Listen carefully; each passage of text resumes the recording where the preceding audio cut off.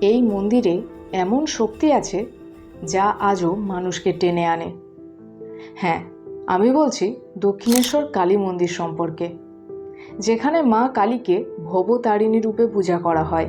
বিশ্বাস করা হয় এখানে ভক্তি করলে জীবনের দুঃখ কষ্ট থেকে মুক্তি মেলে। আর এই জায়গাটাতেই জীবন্ত শক্তির কেন্দ্র বলে মনে করা হয়।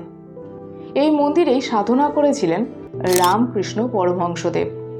তিনি বলতেন এখানে মা কালীকে সত্যি অনুভব করা যায়, এখানে মা কালী জীবন্ত। আজও হাজার হাজার মানুষ বলেন এখানে এসে তাদের মন শান্ত হয়ে যায়, একটা পজিটিভ এনার্জি অনুভব হয়। তাহলে এটা কি শুধুই বিশ্বাস, নাকি সত্যি আছে অলৌকিক শক্তি? আপনার মতামত কমেন্টে জানান। আর এই ধরনের আরও ভিডিও পেতে আমাদের চ্যানেলটিকে সাবস্ক্রাইব করে রাখুন। ভিডিওটি ভালো লাগলে লাইক করুন, বন্ধুদের মধ্যে শেয়ার করুন।